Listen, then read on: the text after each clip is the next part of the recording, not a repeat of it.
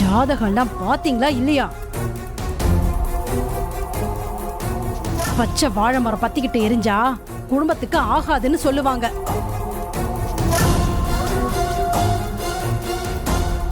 கல்யாணம் பண்ணிக்க போறவங்க சந்தோஷமா சேர்ந்து வாழ மாட்டாங்க. இதுக்கு தான் ஜாதகம் பார்க்கணும், ஜோசியம் பார்க்கணும்னு சொல்றது. எனக்கு என்னமோ இப்படி அபசகுணமா இந்த கல்யாணம் நடக்கிறது சரியா படல.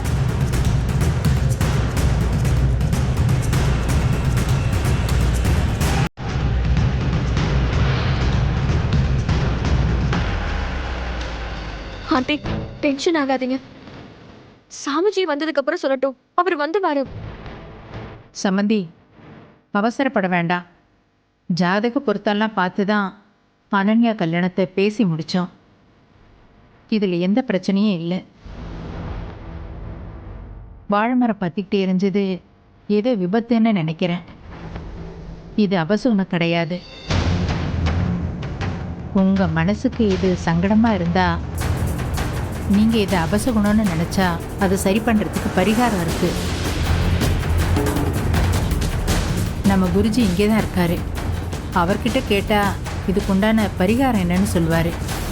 அதுக்கப்புறமா நம்ம கடவுளை வேண்டிக்கிட்டு அந்த பரிகாரத்தை செஞ்சு முடித்தாலே எந்த பிரச்சனையும் வராது.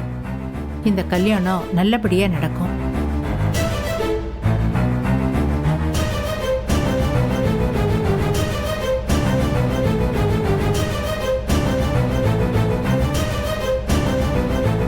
சுவாமிஜி வந்துட்டாரு.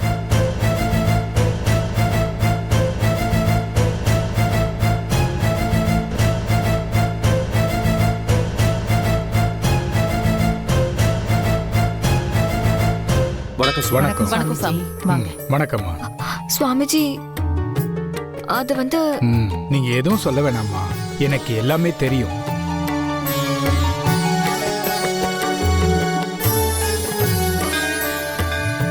கல்யாணத்தன்னைக்கு இப்படி ஏதாவது அபசகுணமா நடந்தா மாங்கல்ய தோஷம் இருக்குன்னு சொல்லுவாங்க.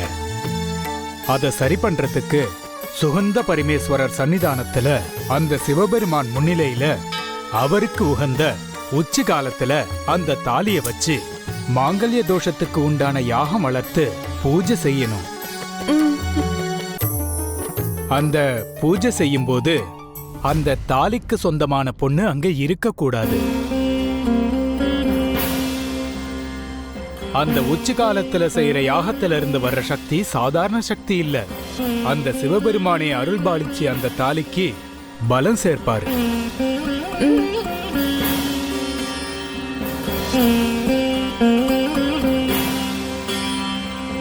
அந்த தாலிய அனன்யாவோட ரத்த சொந்தமுள்ள சுமங்கலி பொண்ணுதான் பூஜையில இருந்து வாங்கிட்டு வரணும். அந்த சிவபெருமானோட அருள் கொண்ட அந்த தாலியத்தான் அனன்யா கழுத்துல கவின் கட்டணும்.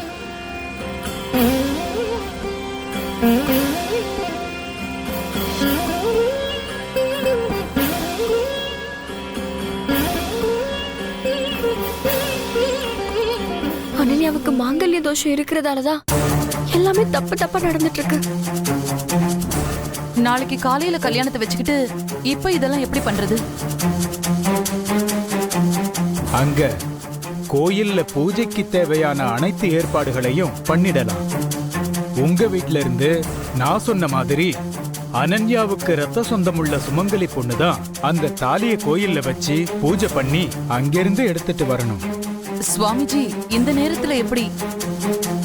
பரவாயில்ல சித்தி, நான் போய் இந்த தாலியை பூஜை ரூம்ல வச்சு பூஜை முடிஞ்சதும் தாலியை எடுத்துட்டு நேரா முகூர்த்தத்துக்கு வந்துடுறேன். இவங்க ரெண்டு பேரையும் நம்பி அனுப்புறீங்களே, வந்துருவாங்களா? ஆண்டி, நீங்க எதுக்கும் கவலைப்படாதீங்க. நானும் விஸ்வாசரும் போய் அந்த பூஜையை முடிச்சிட்டு அனன்யாவுக்கு கடவுள் சக்தி கொண்ட அந்த தாலிய முகூர்த்தத்துக்கு முன்னாடியே கொண்டு வந்து அத கவின் அனன்யா கழுத்துல கட்ட வைக்கிறது என்னோட பொறுப்பு. நான் கட்டி வைப்பேன். தாலி கொஞ்சம் எடுத்துருவாங்களே. போய் எடுத்துட்டு வரேன். போப்பா.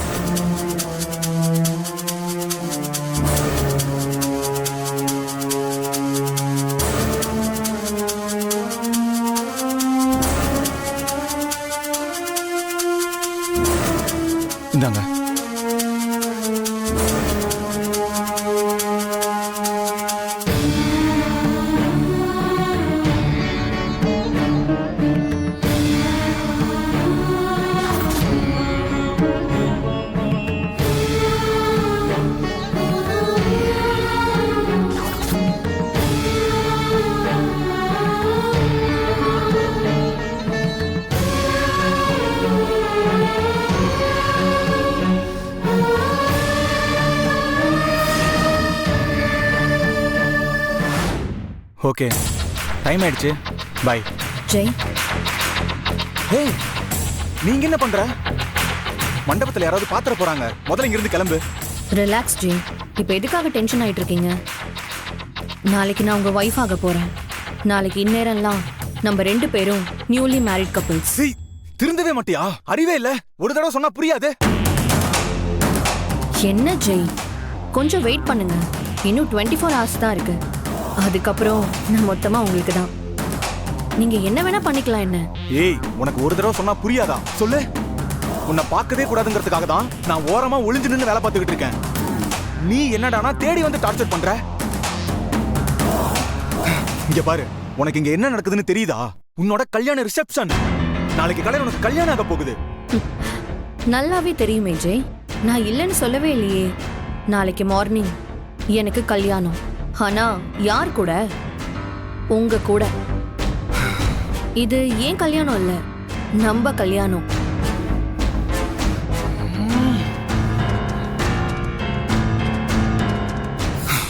கோவப்படும் போது கூட பார்க்க அழகாதான் இருக்கீங்க ஜெய். ஏய், நான் சொல்றது உனக்கு புரியுதாடி? நான் வேற ஒரு பொண்ணை லவ் பண்ணிட்டு இருக்கேன். தேவையில்லாம உன் மனசுல ஆசை வளர்த்துட்டு இருக்காத. எனக்கு நல்லாவே தெரியும் ஜெய், நீங்க யாரையுமே லவ் பண்ணல, பண்ணவும் மாட்டீங்கன்னு தெரியும் எனக்கு. உங்களுக்கு இருக்கிற ஒரே ஒரு ஆப்ஷன் நான் மட்டும்தான். நாளைக்கு காலையில நான் உங்களுக்கு கழுத்தை நீட்டுறேன். நீங்க தாலியை கட்டுறீங்க, அவ்வளவுதான். புரியுதா? அப்படி மட்டும் நடக்கல,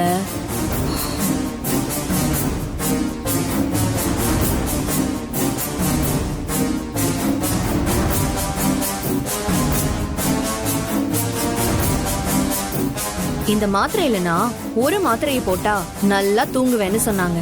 அதுவே இந்த 10 மாத்திரையும் சேர்த்து போட்டா பெர்மனண்டா தூங்கிடலான்னு சொன்னாங்க. நீங்க எனக்கு கிடைக்கணும், இல்லைன்னா நான் வாழ்ந்து ஒரு பிரயோஜனமும் இல்ல. இத மொத்தமா சாப்பிட்டுட்டு நிரந்தரமா தூங்கிடலான்னு முடிவு பண்ணிட்டேன். ஏன் ஜெய், நான் எந்த அளவுக்கு உங்களை லவ் பண்றேன்னு எதுவுமே தெரியாம அந்த அன்பரசியோட சேர்ந்துக்கிட்டு என்ன கவினுக்கு கல்யாணம் பண்ணி கொடுக்கற வேலையை பார்த்துட்டு இருக்கீங்களா? வேற என்ன பண்ண சொல்றீங்க? அதனாலதான் இந்த மரண வாக்குமூலத்தை உங்ககிட்ட சொல்லிட்டு போலான்னு வந்தேன். ஏய், உனக்கெல்லாம் அறிவே இல்லையா? இங்க பாரு, இந்த பூச்சாண்டி காட்டுற வேலையெல்லாம் என்கிட்ட வச்சுக்காத. என்ன நடந்தாலும் சரி, நான் உன் கழுத்துல தாலி கட்ட முடியாது. இந்த மாத்திரை டிராமாவெல்லாம் தூக்கி போட்டுட்டு காலையில கவினை கல்யாணம் பண்ணிக்கிற வேலையை பாரு. வழி விடு. ஜெய், என்ன அவ்வளவு சாதாரணமா நினைச்சிட்டல்ல? போடா போ. உன்னை எப்படி என் கழுத்துல தாலி கட்ட வைக்கிறேன்னு மட்டும் பாரு.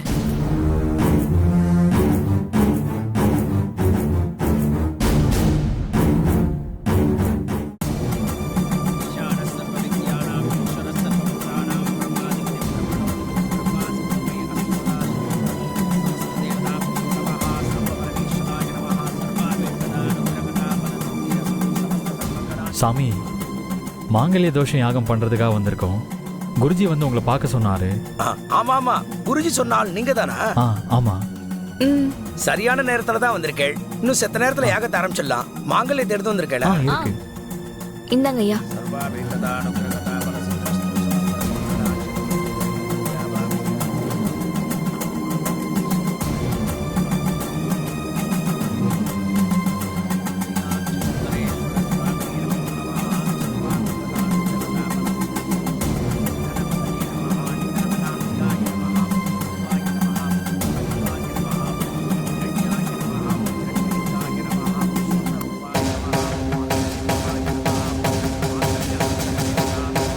எல்லாம் நல்லபடியா நடக்கணும் கடவுளே.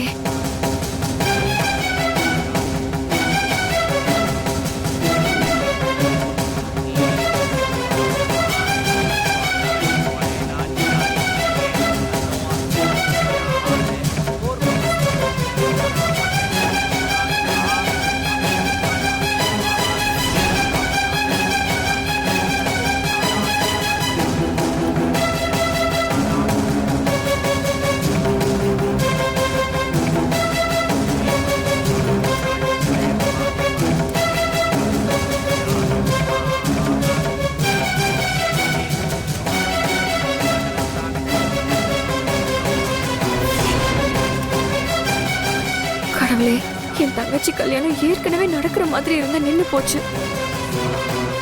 இப்பவும் அவ இந்த கல்யாணம் நடக்க கூடாதுங்கிற நினைப்புலதான் இருக்கா. இது எல்லாமே இந்த மாங்கல்ய தோஷம் இருக்கிறதால தானே எங்களுக்கு தெரிய வந்திருக்கு.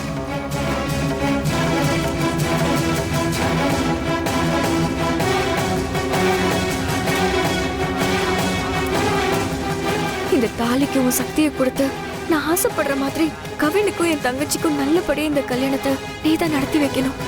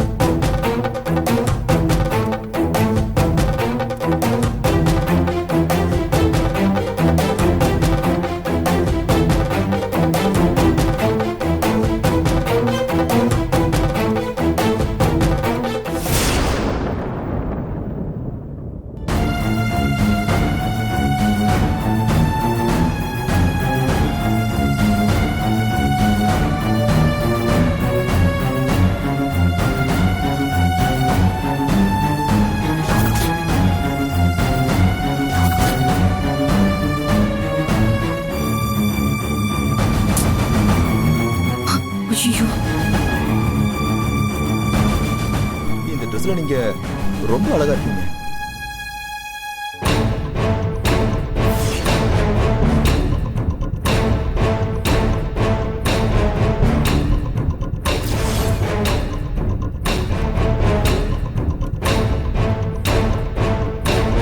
உங்ககிட்ட ஒண்ணு கேட்கட்டுமா? என்ன உங்களுக்கு பிடிச்சிருக்கா?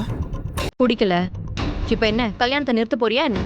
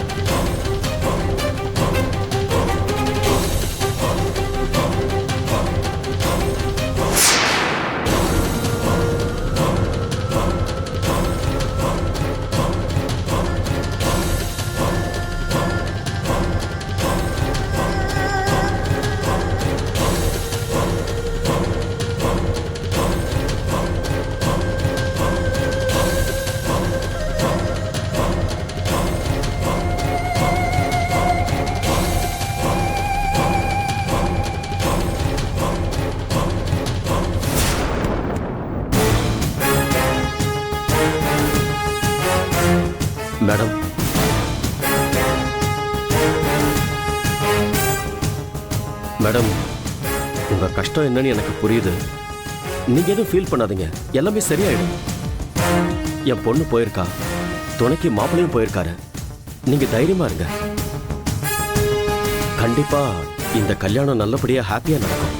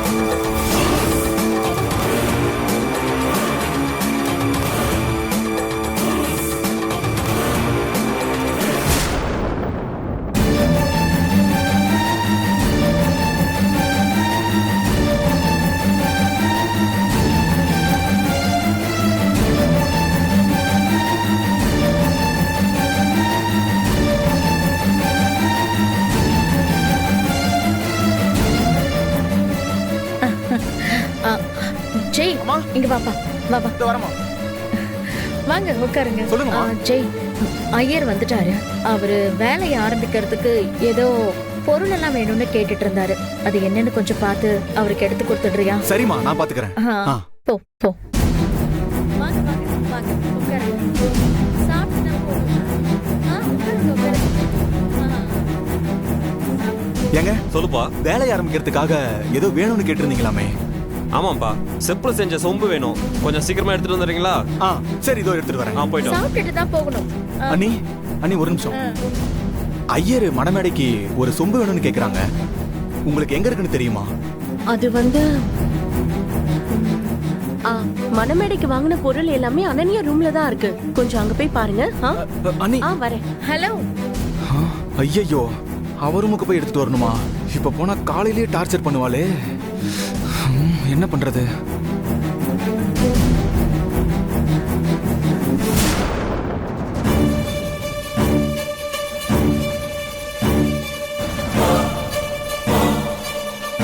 ஜெய், என்னப்பா யோசிக்கிற? சீக்கிரமா எடுத்துட்டு வந்து கொடுப்பா. அவர் வேலையை ஆரம்பிக்கணும்ல. டைம் வேற ஆகுது பாரு. சரிமா சரிமா, போறேன். சீக்கிரமா போய் கொண்டு வா, லேட் ஆயிட போகுதுப்பா. ஆமா.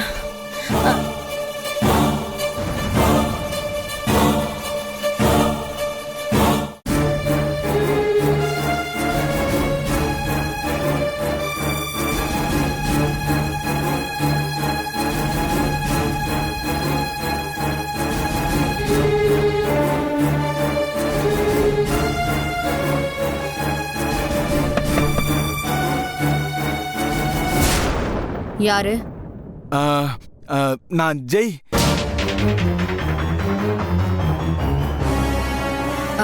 யாரு? நான் தாங்க ஜெய்.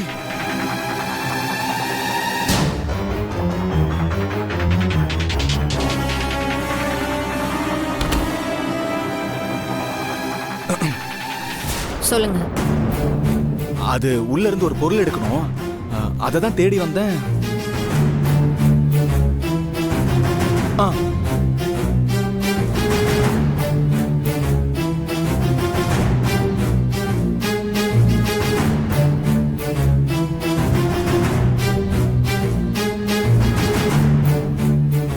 என்ன, நேத்து நான் சொன்னதை வச்சுக்கிட்டு இவ செத்துட்டாளா இல்ல உயிரோட இருக்காளான்னு பார்க்க வந்திருக்கீங்களா? அதெல்லாம் ஒண்ணும் இல்ல. யாகத்துக்கு தேவையான பொருள்லாம் இங்கதான் வச்சிருக்காங்களாம். அம்மா தான் எடுத்துட்டு வர சொன்னாங்க. அதான் எடுத்துட்டு போக வந்தேன்.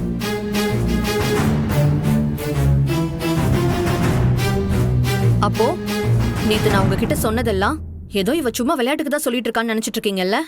இங்க பாருங்க.